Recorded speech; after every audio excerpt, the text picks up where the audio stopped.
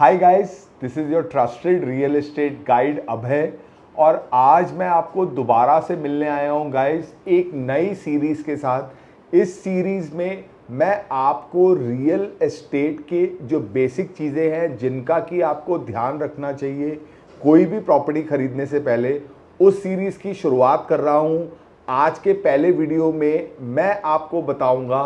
उन 10 चीज़ों के बारे में जिनका कि आपको ध्यान रखना चाहिए अगर आप कहीं पर भी एक प्लॉट खरीदना चाहते हैं। तो गाइज, इस सीरीज को मैं बोल रहा हूं रियल एस्टेट पाठशाला, और आने वाले कुछ हफ्तों में मेरा फोकस प्रोजेक्ट के रिव्यूज से ज़्यादा इन जनरल टॉपिक्स के बारे में वीडियोस बनाने में ज़्यादा रहेगा। बिकॉज मुझे लगता है कि बहुत सारी ऐसी इन्फॉर्मेशन है जो कि बहुत बेसिक इन्फॉर्मेशन है जो लोगों को पता होनी चाहिए प्लॉट खरीदने से पहले, अपार्टमेंट खरीदने से पहले। और अपने 10 साल के रियल एस्टेट एक्सपीरियंस से जो भी चीज़ें मुझे मालूम है वो मैं आपको अगले आने वाले हफ्तों में कुछ बताने की अपनी तरफ से कोशिश करूँगा। तो गाइस, जहाँ तक कि प्लॉट खरीदने की बात है, मैं प्लॉट्स में आपके सारे टाइप के जनरल प्लॉट जैसे होते हैं आपके, आप चाहे ओपन प्लॉट खरीदते हैं, हुडा का प्लॉट खरीदते हैं, दिल्ली में प्लॉट खरीदते हैं, नोएडा में खरीदते हैं, या आप गेटेड सोसाइटी में प्लॉट खरीदते हैं, फॉर एग्जांपल सेंट्रल पार्क का या अदानी का या बीपीटीपी का, या आप दीनदयाल का प्लॉट खरीदते हैं। तो जो कुछ पॉइंट मेरे ऐसे हैं जो कि जनरल सारे प्लॉट्स के लिए एप्लीकेबल होंगे, और कुछ पॉइंट शायद ऐसे हो सकते हैं जो कि शायद गेटेड कम्युनिटीज़ के लिए ज़्यादा एप्लीकेबल होंगे। तो गाइस, सबसे पहले सबसे इंपॉर्टेंट चीज़, प्लॉट खरीदने से पहले आपको ये पता होना चाहिए कि आपकी प्लॉट की डायमेंशंस क्या है। डायमेंशंस इसलिए इंपॉर्टेंट है कि मान लीजिए आपने एक 100 गज का प्लॉट लिया, 100 गज के प्लॉट को अगर मैं 9 से मल्टीप्लाई करता हूं तो आपको 900 स्क्वायर फीट का एरिया मिलता है। तो 900 स्क्वायर फीट के एरिया में अगर आपको 20 फुट का माथा मिलता है, जिसको हम ब्रेड्थ बोलते हैं, विड्थ बोलते हैं, और आपको 45 फीट की आपको डेप्थ मिलती है, तो आपका टोटल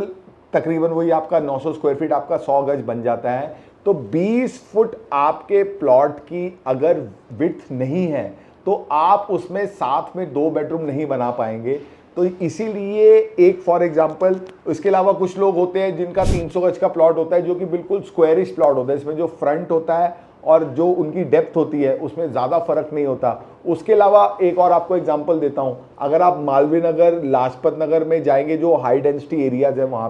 वहां पर जो आपके 100 गज के प्लॉट हैं वो बिल्कुल रेल के डब्बे के जैसे बने हुए हैं, जिसमें कि आपका जो फ्रंट है वो मुश्किल से आपका 10 फुट या 12 फुट का फ्रंट है, और उसमें 80 से लेके 90 फुट का आपका वहां पे डेप्थ आ जाती है। तो उसमें फिर एक बहुत ही अजीब लेआउट बनता है। तो कहीं पर भी आप प्लॉट खरीदने जा रहे हैं तो सबसे पहले आपको प्लॉट की डायमेंशन जानना बहुत ज़रूरी है। उसके बाद गाइस, डायमेंशंस के बाद अगर मैं दूसरी चीज़ की आपसे बात करता हूं, तो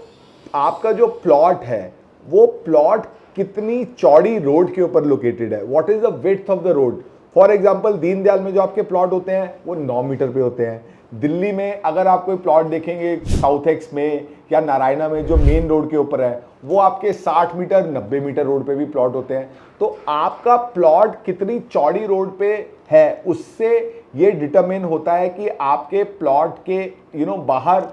पार्किंग की कितनी जगह होगी, गेस्ट की कितनी जगह होगी, ठीक है, और आपके यहाँ पे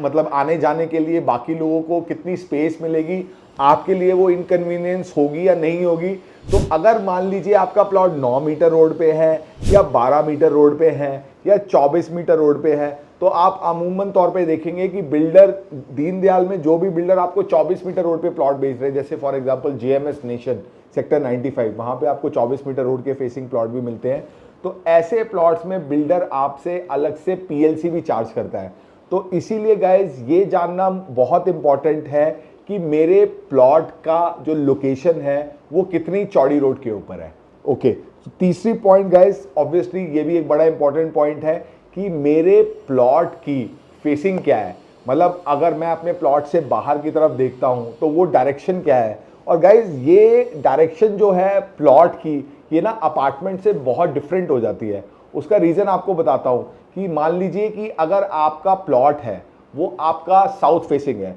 तो साउथ फेसिंग प्लॉट का, तो आपकी प्लॉट की फेसिंग तो साउथ की हो गई, लेकिन जब आप सीढ़ियाँ निकालेंगे और अपने घर का दरवाजा बनाएंगे तो आपके घर की एंट्री या तो ईस्ट में होगी या आपकी एंट्री वेस्ट में होगी। तो जो कि वास्तु के हिसाब से उतनी खराब नहीं मानी जाती है। और अगर आपके घर में साउथ में बैल्कनी है तो आपके घर में ऑब्वियसली सबसे ज़्यादा टाइम आपकी सनलाइट भी रहती है। जिस टाइम पे सर्दियों में खासकर दिल्ली में लोगों को जो सनलाइट चाहिए होती है वो आपका मे बी सुबह ना 10 बजे से लेके 12-1-2 बजे तक सनलाइट चाहिए होती है। उस टाइम पे जो आपका सन है वो यूजुअली ईस्ट या आपकी साउथ की बैल्कनी में होता है। दूसरी चीज़ गाइस, एक और आपको बताता हूँ कि सबसे ज़्यादा लोग ईस्ट फेसिंग प्लॉट क्यों खरीदना चाहते हैं। ईस्ट फेसिंग प्लॉट में आपको ये फायदा होता है कि आपके प्लॉट में सुबह की टाइम आगे की साइड धूप आती है और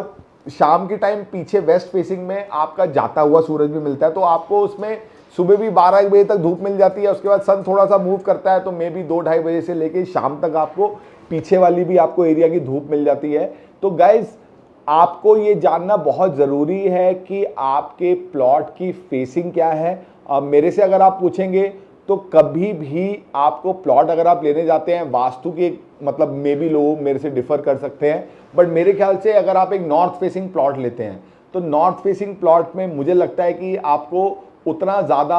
क्या कहते हैं ना सनलाइट नहीं मिलेगी जितनी मे बी आपको एक ईस्ट फेसिंग में मिलेगी या जितनी आपको एक साउथ फेसिंग प्लॉट में मिलेगी। ठीक है गाइज, ये तो हो गई आपकी फेसिंग की बात। इसके बाद जो चौथा पॉइंट है गाइज कि आपको ये समझना चाहिए कि जब आप प्लॉट लेने जाते हैं तो किसी भी एरिया का एक तो सर्कल रेट होता है, उसके अलावा एक उसका मार्केट प्राइस होता है। तो सर्कल रेट जो होता है वो गवर्नमेंट डिसाइड करती है, मार्केट प्राइस तो ऑब्वियसली मार्केट फोर्सेस डिसाइड करते हैं। तो कई बार आपको ऐसे सेलर मिलेंगे जो आपको प्लॉट बेचने के टाइम आपसे सिर्फ और सिर्फ सर्कल रेट का चेक लेंगे और जो आपका ऊपर का जितना अमाउंट है वो सारा आपका अमाउंट वो कैश में लेंगे। और ये डिफरेंस गाइस कई बार ना काफ़ी ज़्यादा भी हो जाता है। मतलब आपको ऐसे भी प्रोजेक्ट मिलेंगे जहां पर कि फॉर एग्जांपल सोना में सर्कल रेट है 18,000 रुपये और वहां पे आपको प्लॉट मिल रहा है 60,000 रुपये में। तो मतलब आप ये समझ लीजिए कि मोटा मोटा आपका 65-70% वहां पे आपकी जो पेमेंट है वो आपकी कैश में चली जाती है। तो आपको अपनी क्या कहते हैं इकोनॉमिक्स के हिसाब से, अपनी जो भी आपकी फाइनेंशियल प्लानिंग है उसके हिसाब से प्लॉट खरीदने के टाइम आपको सर्कल रेट और ट्रांजैक्शन रेट और उन दोनों के बीच में जो डिफरेंस होता है इसको समझना आपके लिए बहुत बहुत ज़रूरी होता है गाइज। उसके बाद गाइज अगर मैं नेक्स्ट पॉइंट की बात करता हूँ कि लोगों को ये बड़ी चिंता होती है कि यार मैंने प्लॉट ले लिया बट यार कहीं मेरे प्लॉट पे कब्जा ना हो जाए, मेरे प्लॉट में कोई स्क्वाड्स ना आ जाए, मेरे प्लॉट में कोई इलीगल क्या कहते हैं वहाँ पे कोई आके इंक्रोचमेंट ना कर ले या कोई वहाँ पे जबरन उस पर कब्जा ना कर ले। तो गाइज ये आपके लिए फिगर आउट करना बहुत ज़रूरी है कि आपका जो प्लॉट है वो क्या गेटेड सोसाइटी में है या वो हुडा के सेक्टर में है या वो कहाँ पे है, किसी दूर दराज के एरिया में। आजकल तो गाइज कई जगह ऐसा भी होता है कि एग्रीकल्चरल लैंड पे भी बहुत सारे बिल्डर हैं वो इलीगल प्लॉट काट के वहाँ पे बेच देते हैं, जिसके बाय द वे बहुत सारे बायर्स भी हैं दिल्ली एनसीआर में क्या ऑल ओवर इंडिया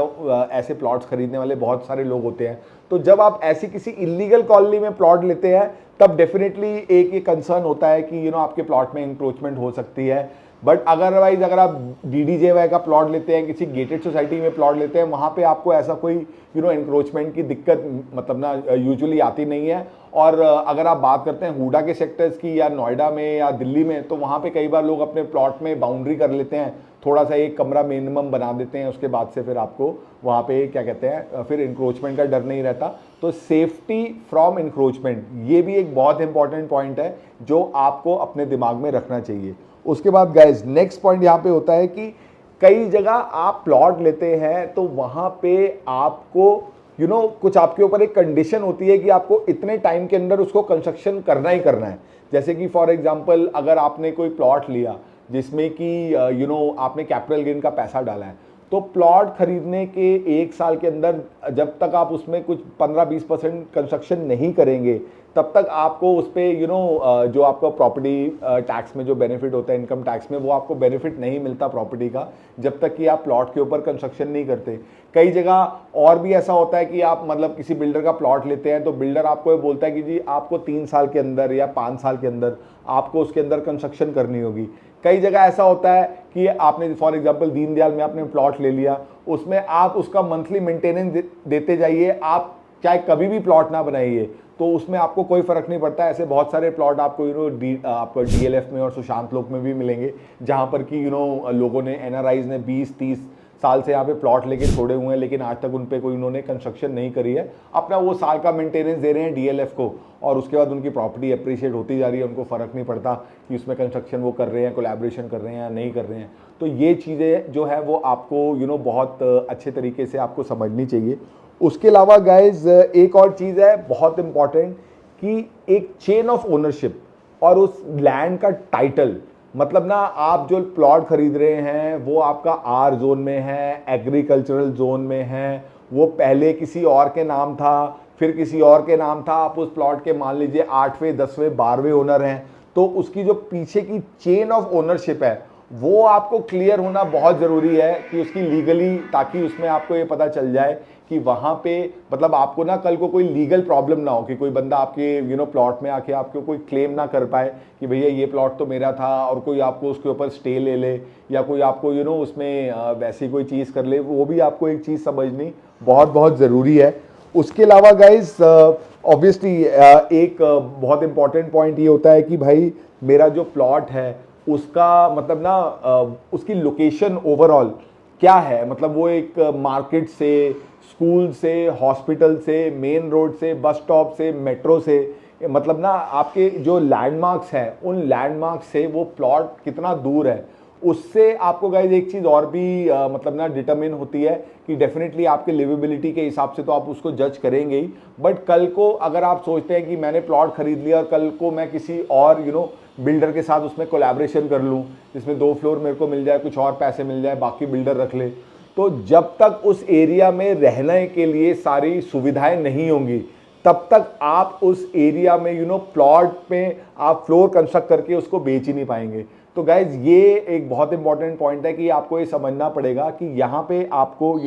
जो लिवेबिलिटी इंडेक्स है उसके हिसाब से आपके जो प्लॉट की लोकेशन है वो कितनी अच्छी है या कितनी ख़राब है या कितनी कैसी है, वो आपको समझना बहुत बहुत ज़रूरी है। उसके बाद गाइस एक और चीज़ इसमें आपको डेफिनेटली जो समझनी चाहिए वो ये समझनी चाहिए कि यहाँ पर आपका जो प्लॉट है क्या उसमें कुछ मंथली मेंटेनेंस है। बहुत सारे लोग ऐसे हैं जो प्लॉट खरीदते हैं सिर्फ इन्वेस्टमेंट के लिए, उनका थॉट होता है कि आज लिया मैंने, कुछ साल बाद बेच दिया, बीच में अपना प्रॉफिट कमा लिया। तो अगर उस पर आपका कंस्ट्रक्शन करने का कोई प्लान नहीं है और आप चाहते हैं उसको सिर्फ इन्वेस्टमेंट के लिए रखना, तो उसके लिए आपको मंथली मेंटेनेंस क्या देनी पड़ेगी। जैसे फॉर एग्जांपल अगर मैं दीनदयाल की बात करता हूं तो दीनदयाल में आपका 15 से 20 रुपए गज की मेंटेनेंस होती है। मतलब कि अगर आपने 100 गज का प्लॉट लिया तो आपकी उसकी 2,000 रुपये महीना, साल की 24,000 रुपये उसकी आपकी मेंटेनेंस हो जाएगी। बड़ा प्लॉट लेंगे तो उसकी 36,000 रुपये हो जाएगी 150 गज की। तो इसी तरीके से आपको ये समझना बहुत ज़रूरी है कि उस प्लॉट में अगर आप इन्वेस्टमेंट कर रहे हैं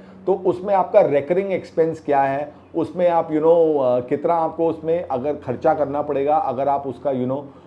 कुछ उसमें आप अगर कंस्ट्रक्शन नहीं करते हैं। और इसी के साथ गाइज आई थिंक मैंने वो पॉइंट हैं जो कि अपनी तरफ से मेरी समझ के हिसाब से मैंने कवर किए हैं, जो कि आपको ध्यान में रखने चाहिए प्लॉट खरीदने से पहले। आई एम श्योर और भी इसमें और पॉइंट्स होंगे जो कि मैं शायद मिस कर रहा हूँगा, तो मैं I will be happy to hear your thoughts also on the same. और नीचे कमेंट सेक्शन में आप मुझे बता सकते हैं कि इन पॉइंट्स के अलावा और क्या चीज़ें हैं जिनका कि आपको ध्यान रखना चाहिए प्लॉट खरीदने से पहले। तो आई होप गाइज मेरा आज का वीडियो आपको काफ़ी इन्फॉर्मेटिव लगा होगा, और इस वीडियो को देख के जब भी आप नेक्स्ट टाइम कोई प्लॉट खरीदने जाएंगे, प्लॉट की ट्रांजैक्शन करने जाएंगे, तो आप अगर इन चीज़ों का ध्यान रखेंगे तो that will be very beneficial for you in deciding whether you should buy a particular plot और नॉट।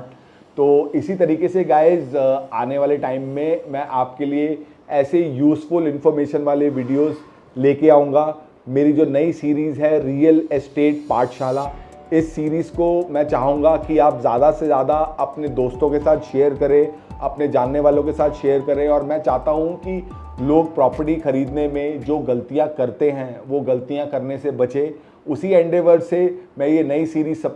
स्टार्ट कर रहा हूँ। तो गाइज़ आप प्लीज़ मेरे चैनल को सब्सक्राइब करें, मुझे सपोर्ट करें, लाइक करें, शेयर करें, कमेंट करें। और इसी तरीके से मैं आपको गाइज़ दोबारा जल्दी मिलूँगा किसी और लोकेशन पे, किसी और टॉपिक के साथ। सी यू गाइज़ नेक्स्ट टाइम।